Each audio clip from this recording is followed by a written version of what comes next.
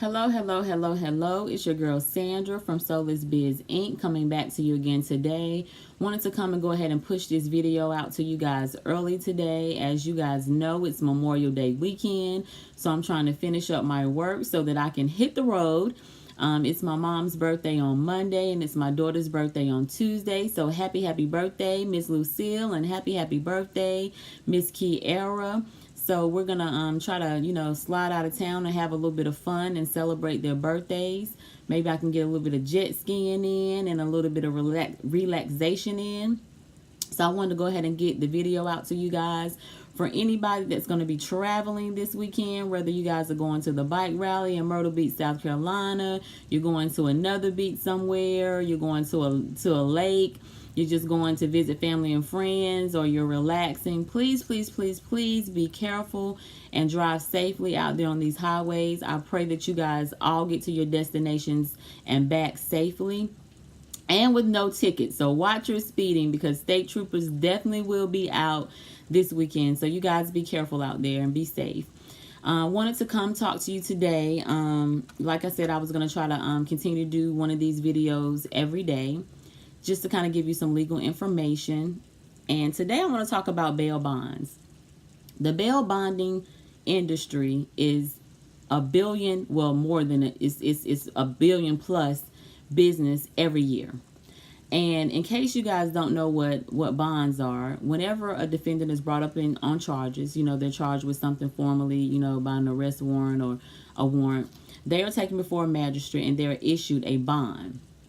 I have made the argument for years that bond is not to be used as a form of punishment, but rather a bond is simply to ensure that the defendant will appear in court to answer to the charges.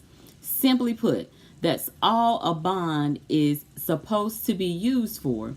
A bond is a secure measure to ensure that that person, that defendant, that person that's been charged with that offense will return to court and answer on those charges. Simply put, over the years, DAs have been using bonds pretty much as punishments. A lot of times when they don't have cases, they don't have a case, they're just bringing people up on some of these what they call trumped up charges. They really don't have evidence, but they kind of want to get them in and get them arrested. The magistrates will set these high bonds so that people are not able to make those bonds. And so once people begin to sit in a jail and they can't make the bonds, they're more likely, when the DA comes to them, they're more likely to take a plea bargain, because a lot of people, after 2 or 3 months of just sitting, people want to go home. So they're going to take these plea bargains, even if they didn't do a thing wrong, even if the state has no case, they're going to take these plea bargains so that they're able to go home, because they're tired of sitting in these county jails and not being able to make bond. And so we went to a forum this weekend, last Sunday. It was with the ACLU. They are starting a whole movement on bond reform in North Carolina. So they gave out a lot of interesting information. A lot of it I already knew, and then some things I didn't know. So I just want to share a few things with you today. Again, the bail bonding industry is $1 million+ industry a year. And DAs are really using bonds to hold people. And even when people get in jail and they can't make bonds, I don't know how many of you know this, so I want to share this with you. District attorneys control the court calendars in every county across the United States. There's no checks and balance for that type of system. They completely control the calendar. So if you have a case where a district attorney knows that they don't have enough evidence in a case, and that they're probably not going to win that case, they have the ability to keep continuing that case and pushing it out on a court docket, and having someone sit in jail for months waiting on these charges, and they can't make bond. So finally, after 3 or 4 months of sitting, when a DA comes to them with some type of offer, then they're more likely to take that offer, because they're tired of sitting and they can't make a bond. So a lot of times, district attorneys all over the United States are using these bonds and their control of the calendar to be able to get people to take plea bargains. And just to give you a fact, 90% of cases in North Carolina end in a plea deal.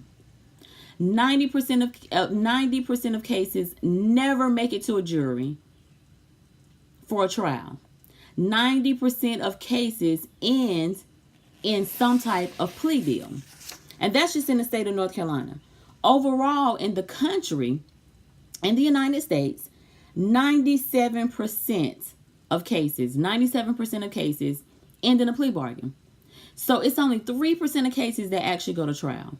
If everyone extended their constitutional right to confront their accusers and go to trial, our judicial system would be overwhelmed. It would be completely overwhelmed. It is no way that if everybody extended their right to a trial, that the court system as we know it today would be able to sustain that and hold that type of caseload. And they depend on that. These district attorneys depend on that whole theory that people will sit in jail under these bonds and aren't able to make bonds and will get frustrated, so that when they come to them with these plea deals, then they're going to take them. So I just implore any of you guys that are out there listening, I don't know what different states you may be from, but especially if you are from North Carolina, that is a hot topic right now.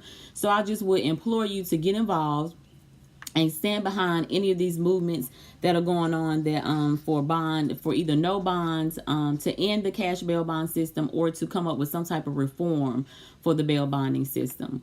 And I've signed up with the ACLU to be a part of that movement. And so I'll give you guys more information on that as it comes. You can find out more information if you're interested. You can go to hashtag endcashbail.org, and that's through the ACLU. And again, that's hashtag endcashbail.org, or you can go directly to the ACLU website. They fight for a lot of different rights, but you'll be able to see on there where they're doing the movement or the initiative that they're starting to end the cash bonds or come up with some type of reform for the bail bonding system. And so, again, I've signed up to join that. I want to be a part of that. I've had several cases where we deal with SAB, which I talked about on yesterday, Save Our Babies, where we've dealt with juveniles who have had these minor charges but have had these ridiculously high bonds that they can't make. The families can't make these bonds. And these district attorneys are purposefully setting these calendars and pushing these dates out so that they can have these people sitting so that they're more likely to take a plea bargain. It's very strategic. None of this stuff is by chance. None of this stuff is by happen. These things are strategically being done. So I want to make you guys conscious, and I want to make you guys aware. Be informed. DAs, district attorneys, are elected officials in counties. So I cannot tell you how important it is, the power of your vote. I know a lot of people think that their vote doesn't count, it doesn't matter, but and I won't tell you that on a whole scale overall in the presidential election and things like that it matters. But when it comes to local elections, it definitely matters. Your vote matters. So question these DAs, that are on the ballot, that are running for district attorneys. Ask them what their stance on it. What is your stance for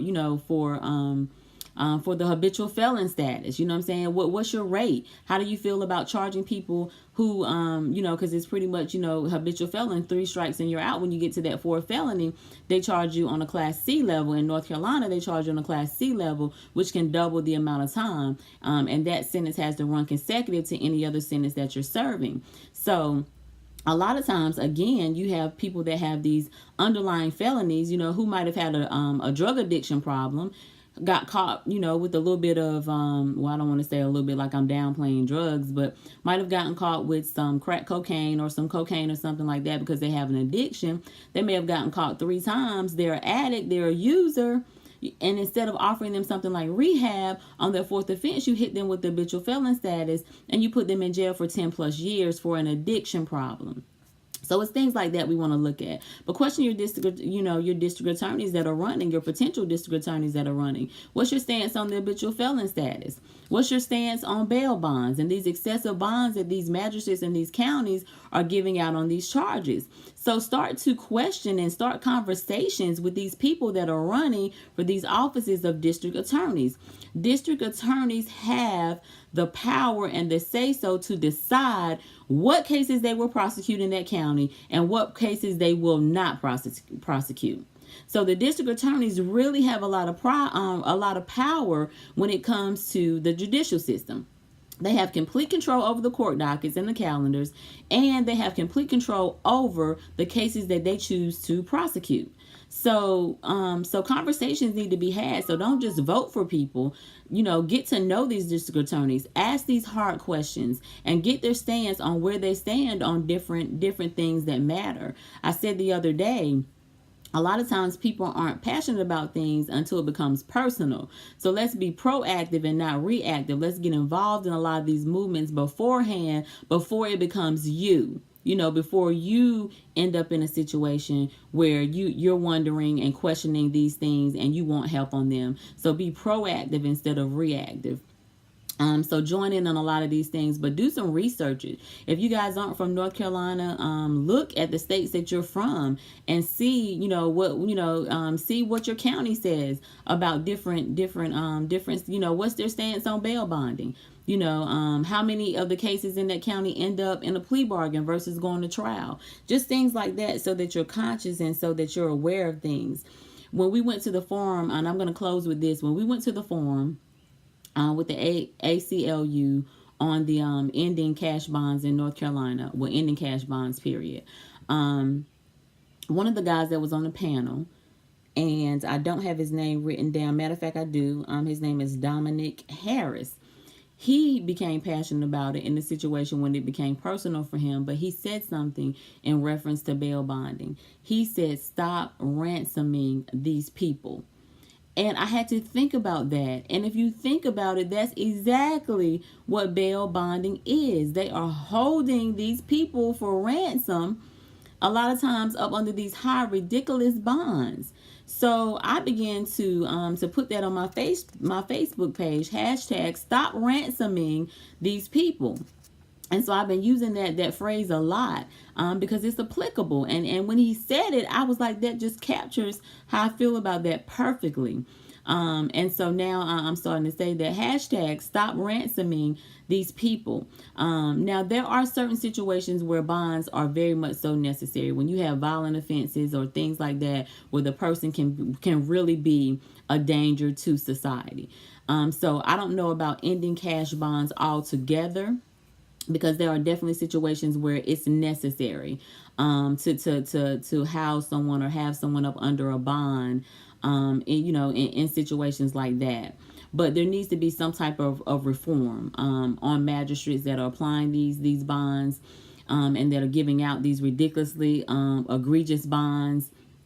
I mean, in North Carolina, we have structured sentencing, and that took a lot of power away from the judges, because now judges, they don't have the power or the ability to be able to, give sentences that they may think is appropriate based on certain things, whether it's less time or more time. They have guidelines with North Carolina structured sentencing that they have to go by. So let's take that same concept and apply it to bail bondsmen. Bail bonding. Let's take some of that power away from the magistrates. I mean, you can have a magistrate that comes in and say, hey, I'm going to get to a $3 million mark today. And so everybody that comes in, he or she gives a high bond to try to meet that $3 million. I mean, we don't know. We don't know. And so, so come up with some type of reform, some type of guideline that they have to go by based on the crime, based on the person's, criminal record, make it fair, but I definitely do think that there needs to be some type of reform when it comes to the bail bonding system in North Carolina. So continue to follow me. I'm passionate about that. I've had some personal situations in reference to that. So I'm definitely passionate about it. Definitely going to be involved. You're definitely going to hear my voice and hear my mouth about it a lot. So again, I want you guys to be proactive and not reactive. And whether it's bail bonding or it's structured sentencing, if you guys have that, whether it's the habitual felon status, anything, human trafficking, right? Anything. I want you guys to get passionate about something and get involved in it. and get behind some of these movements that are going on. Again, if you guys have any questions, I'm working with the subscribe button. I haven't gotten it yet. You guys be patient with me. I'm new to YouTube, but I'm trying to get that button working so that you guys can subscribe. So as soon as I post another video, you guys can hear it and I don't have to keep sending it out. But please start following me and subscribing. You know, I'm not asking for any donations or any type money. I'm just strictly giving out information that's very informative. I just want to get it out there. I just want to have a voice. And, you know, I just want to have a voice and I just want to help people. That's just what my goal is. And that's just what my passion is. So, again, if you guys have any questions, you can drop it down in the comments and I'll try to make sure that I answer each and every one. And then once I get that subscribe button, please subscribe, so